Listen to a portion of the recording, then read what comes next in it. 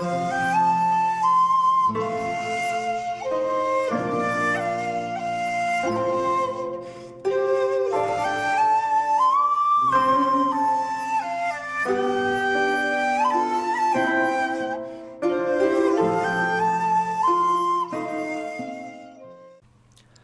there, this is Solitude Films, and welcome to another video. I thought I'd start another new series with midnight movies. Now, in the olden days, when cinemas used to have midnight showings, there was films that ended up being cult that were shown at midnight showings, bizarrely. So some of these included the Rocky Horror Picture Show, Reefer Madness, and Jodorowsky's El Topo. And it kind of, they're examples of films that should maybe be watched around midnight. A midnight movie to me is a film that might not make a lot of sense. A film that you might have to watch a couple of times. A film that you say to yourself, did I actually just watch that? Or did I just imagine it? So during this series I'm just going to talk about some of these midnight movies that would be my choices for that kind of experience. And I'm going to start with three little films that in their own way, for me, qualify as midnight movies. So the first one is Kaizo Hayashi Zipang, which is made in 1990, even though it looks like it was made in the 70s. Panos Cosmatos, Beyond the Black Rainbow, from 2010, which again looks like it was made in the 70s. And Juan Lopez Mosetsuma, which I'll probably butchered his name, Alucarda, which was made in the 70s. 1975 in actual fact. So all these films, these three films, to me sum up a midnight movie. So let's start with Zipang. Hayashi also made The Most Terrible Time in My Life, which is a nice post-noir, which is really hard to find. I don't actually have it. I used to have a copy of it, but I don't have it anymore. Please let me know if anybody out there knows where you can find it. This is, like I said, it was made in 1990, but it looks as though it was made in the 70s. It has that kind of baby cart look. And it's the moving story of... Yeah. Give me a second. It's the moving story of bounty hunters and ninjas and trying to find the land of gold. And there's just barking swordplay, this wonderful production design. It's a lot of fun, but again, it is a film where you say, did I actually just see that? Which is best watched after midnight. There's great production values. Just love how the king of the land of gold, when he is injured, gold, his arterial spray is actually just gold dust, which is quite beautiful. There's a queen trapped in kind of an igloo of ice fingers, and when that's opened, it's quite beautiful. It zips along. It's about 97 minutes, 90 minutes, something like that.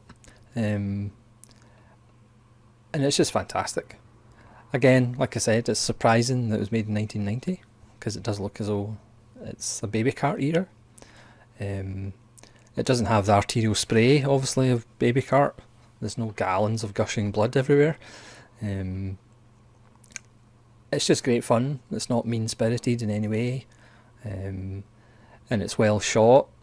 There's a nice shot of a crane shot going up a staircase following characters as they fight their way up this golden staircase. Yeah, it's a great wee film.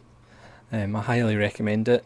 Again, if you're a fan of Baby Cart, or if you're a fan of martial arts films in general, it's a great wee enjoyable film. So that's number one. Again, in the comments, let me know if you've seen it. Sadly, this is just DVD. Couldn't actually find it on Blu-ray. The next one is on Blu-ray. This is Beyond the Black Rainbow. Cosmatos' latest film, Mandy, with Nicolas Cage, seems to have went down well. I haven't seen that one. It's far too recent for me. Again, I was surprised that this was made in 2010, because again it has that look of 70s science fiction films. This is the story of... yeah, this one's even harder to explain.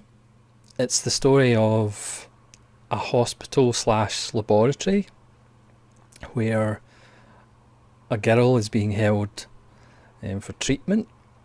It's a clinic. You see a kind of advert for the clinic, and it claims to have found the cure for happiness, or how to get happiness for everybody. It's set in 1983, bizarrely, even though the laboratory / hospital is really futuristic. So Ronald Reagan even makes an appearance on the television. It is a very strange film, but as you can see, even from the box, the sets and the production design are just absolutely beautiful. It's 110 minutes, and it is quite slow, but strangely enough, it does actually fly by. Yeah, the doctor is looking after the patient. Went through some experiment, so he's a little bit odd. And again, he's literally went through the black rainbow and come back. Again, it's acted. It's not a huge cast. There's only like 3-4 characters, and it is acted in a strange way. There's not that much dialogue. It's very deliberate, as the patient escapes and is chased by the doctor, who goes through a bit of a transformation. Again, I'm not explaining the plot very well, because there isn't much of a plot, and again, that's sometimes the kind of key ingredient to midnight movies. The plot's not necessarily the most important thing.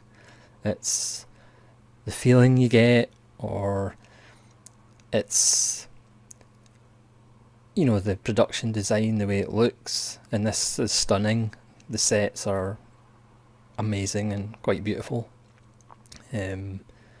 So I think midnight movies in general, and certainly this one, aren't for people that have to have all their questions answered and have to have a narrative, a strong narrative. You have to have a bit of patience, and again, the story's not really the most important thing. This is quite a journey, and I will have to watch it again. But if you like kind of futuristic, even though it's set in 1983, don't know why that is really, if you like futuristic sci-fi, this is a really nice little film. And again, with beautiful sets. They kind of remind me of a little bit of the kind of waiting area in 2001 where Leonard Rossiter makes an appearance. It's that kind of look, and it's really nice. Obviously it's a small budget, but it's a really effective little film. Best watched after midnight, and you might actually dream about it afterwards, because it does have some beautiful imagery. When the Doctor kind of goes through the black goo. I wonder whether that's where Ridley Scott got the idea from Prometheus. I don't know. It's almost up there with the kind of Stargate in 2001. It's a really beautiful kind of transformation journey sequence. Yeah, really nice little film, Beyond the Black Rainbow, but do watch it after midnight. And the last one, which looks like it was made in the 70s because it actually was made in the 70s, is Alucarda, and a special prize for people who can figure out what it means backwards. It's not that complicated. This is a definite midnight movie experience. This tells the tale that's been told many times, but it's actually told in a nice original way. It's about this convent / school where these two girls are, Alucarda and her friend, and this crazy nuns, devil worship, a bizarre Van Helsing character, a very bizarre Mother Superior who sounds like Elke Summer. The acting is, what's the word, hysterical maybe. Don't have the volume up too loud because there is a lot of screaming in the film. There's quite a lot of nudity as well, and it is fairly barking, even though afterwards you do realise it kind of makes sense in a strange way. But this is definitely a midnight movie. I mean, this has got midnight movie written all over it. It is a very effective and one of the most unique tellings of an old story, and obviously the backwards title will give it away. Some nice set pieces, some really nice special effects considering it was 1975 and I don't think it had a lot of money. Yeah, it's only 74 minutes. It does actually seem longer, and not necessarily in a bad way. Yeah, some great stuff in it, but it is fairly nuts and hysterical, I would probably say, but in a good way. Yeah, so excuse me for rambling on a bit, but that's 3 examples for me of what midnight movies are. So let me know if you've seen any of these films, and let me know if you have any suggestions of midnight movies, and what your kind of understanding of what a midnight movie would be. So thanks very much for watching. Hope to see you again. Leave a like or subscribe if you want to see more videos, and thank you very much for watching.